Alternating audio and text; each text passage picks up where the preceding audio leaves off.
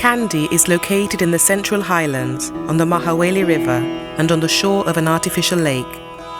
Lake Kandy, the main body of water in the city of Kandy in central Sri Lanka, is a man-made lake created in 1807 by the last Sinhalese king of Kandy using forced labour. The king used land which was paddy field to create the lake. It stands as an indictment of the excesses of the Kandy monarchy for wasting national resources to build an ornamental lake at a time when the kingdom was under serious threat. When 100 of his advisors warned King Sri Vikrama Raja Singh against building the lake, he had them impaled on the reservoir section of the paddy field, which he was converting into the ornamental lake. It wasn't long before the British captured him, with help from his own noblemen, disgruntled by his irrational policies. The sacred city of Kandy is situated on a plain, in the middle of what is called the hill country. Tea plantations and cool hill stations surround it. Kandy's existence dates from the 14th century. Until 1815, it was even the capital of the country, then called Ceylon. Kandy doesn't possess the monumental wealth of the capital of the island, but built in a valley deep in the hills around an artificial lake, the city has much charm.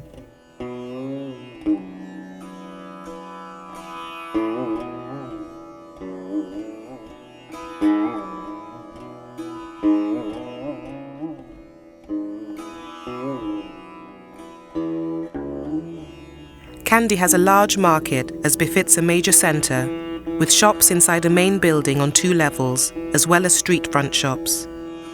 Sri Lanka's cultural heritage and skilled craftsmanship, passed down through the ages, have had a great influence on local handicrafts. Stalls are piled high with every kind of fruit, vegetable and spices, and there really is a bustling atmosphere.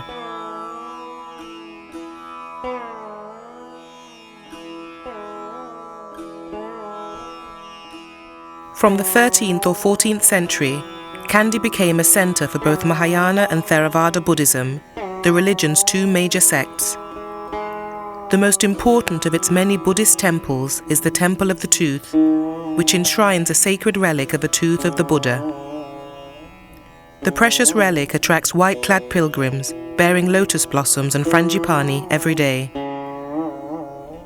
On the outside, the temple buildings aren't magnificent or elaborately decorated. White with red roofs, they cluster around Lake Kandy. Of the original temple and palace, little remains. The octagonal tower, the moat, the fortifications and the main shrine housing the tooth. Nearly everything else is recent. According to legend, the tooth was taken from the Buddha as he lay on his funeral pyre. It was smuggled to Sri Lanka in 313 AD, hidden in the hair of Princess Hemamali, who fled the Hindu armies besieging her father's kingdom in India. It immediately became an object of great reverence and was enshrined in a series of nested jeweled reliquaries. The tooth was brought out for special occasions and paraded on the backs of elephants, which are sacred to the Buddha, where it survived numerous attempts to capture and destroy it. When the capital was moved to Kandy, the tooth was taken to the new city and placed in temples built to honour it. The temple was originally built under Kandy kings, but later severely damaged during the 18th century colonial wars against the Portuguese and Dutch. After the wars, the original wooden structures were restored in stone.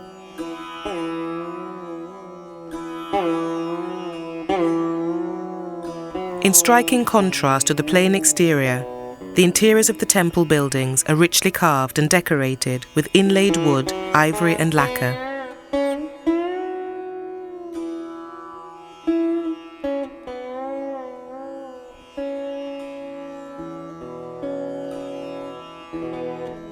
The history of the Tooth Relic prior to its arrival in Sri Lanka in the 9th year of the reign of King Sri Meghavana is scant, fragmentary and full of fantastic detail.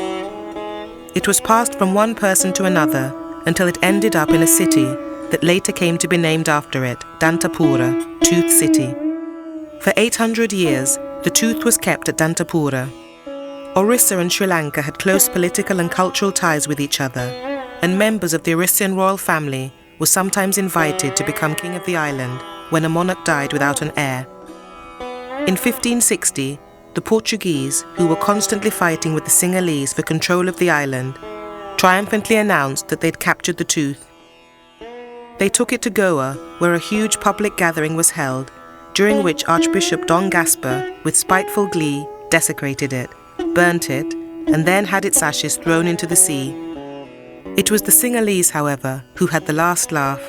Sri Lankan kings sometimes had replicas of the tooth made, to confuse those who might want to seize it during times of uncertainty. The Portuguese had in fact captured one of these replicas. In 1545, the tooth was brought to Kandy, where it's remained ever since. The door frame and dragon arch above it are similar to those at the entrance to the tunnel, only brightly painted. 4 huge elephant tusks are sometimes kept on the porch. 26 pillars with wooden capitals supporting triple corbels, all painted with lions, birds, fantastic beasts and flowers, support the lower roof around the shrine.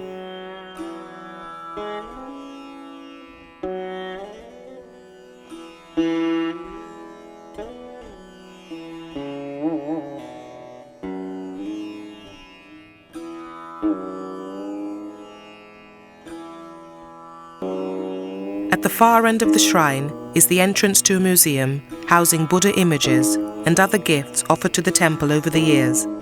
Upstairs is the Sri Dalda Museum, housing an excellent collection of documents, photos and documents relating to the history of the tooth.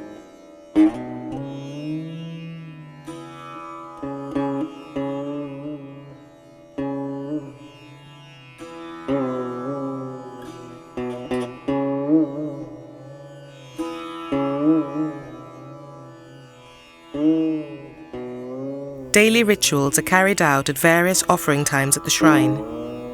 A dress code applies for entering the temple.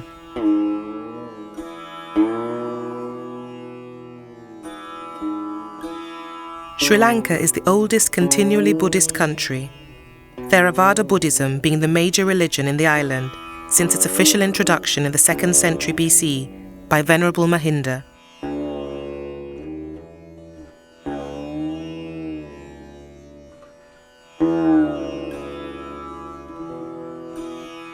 The tradition of wood construction in Sri Lanka is seen in the pre- and post-historic periods, especially in association with cave shelters. Timber construction has been used in the front portion with wooden doorways and window openings and wattle and door partitioning.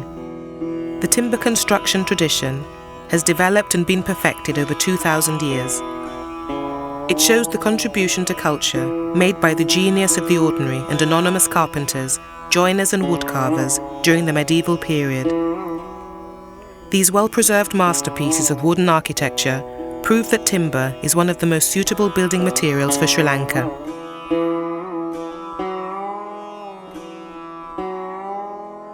Degaldarua Viharaya is located in the village of Amunugama, 7 kilometers from Kandy. Alongside the temple is an impressive belfry. The main chamber was created by making a large cavity under a huge granite rock. A path carved of rock leads to a higher terrace where the bow tree and the stupa are located. Degaldarua Viharaya is a cave temple with Kandyan-era paintings and architecture. The arch at the entrance, painted in white, is in sharp contrast with the murals. The rock-cut chamber consists of 2 roofed antechambers, a drumming hall and an intermediate vestibule. Gadala Daniya, a temple complex atop a rock outcrop, was built during the reign of Bhuvanakabahu IV in 1351 AD. This bizarre shrine is enclosed in a cloister-like stone structure called the Gadij, and Gal Madua refers to its stone structure and the pyramid that could be seen at the top called the Gopura. The lower floor is made of stone and the upper ones are of brick and stone. It has intricate stone carvings lining its walls and a beautiful structure. Inside, the ceiling is recognized as one of the best examples of the Kandyan-era paintings. This temple was an attempt to combine the features of Sinhalese, Indian, Islamic and Christian architectural styles.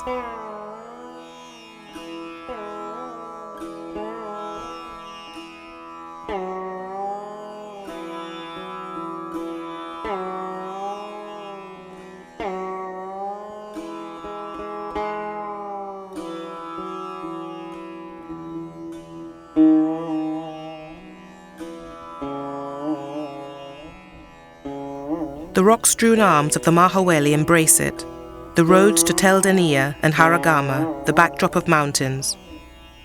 The Fatima Shrine stands in these surroundings, small, chaste, a veritable Roman candle of a shrine, a church that holds fast to its dogma, prayer, penance, reparation. Sri Lanka is a small tropical island off the southern tip of India. The island is divided ecologically into a dry zone stretching from the north to the southeast and a wet zone in the south, west and central regions. This contrast in rainfall, combined with topographical differences, has fostered the development of regional variation in economy and culture.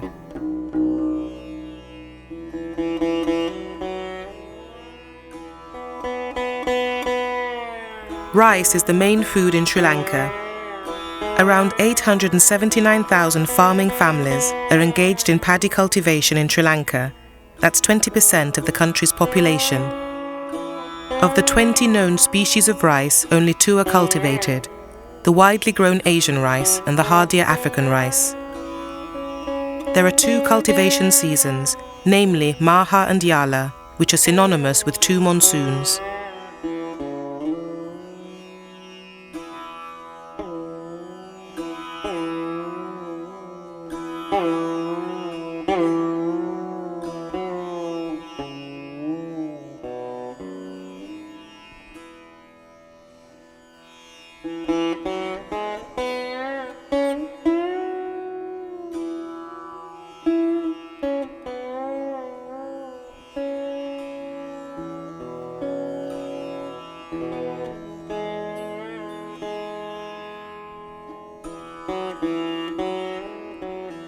The central highlands of the country, with low temperatures throughout the year, annual rainfall and the right level of humidity are more favourable geographical factors for the production of high-quality tea.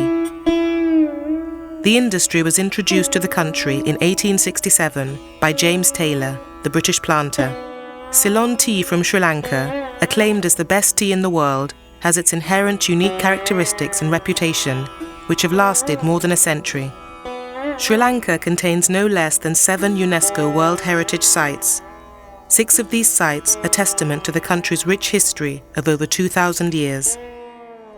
This sacred Buddhist site was the last capital of the Sinhala kings, whose patronage enabled the Dinahala culture to flourish for more than 2,500 years, until the occupation of Sri Lanka by the British in 1815.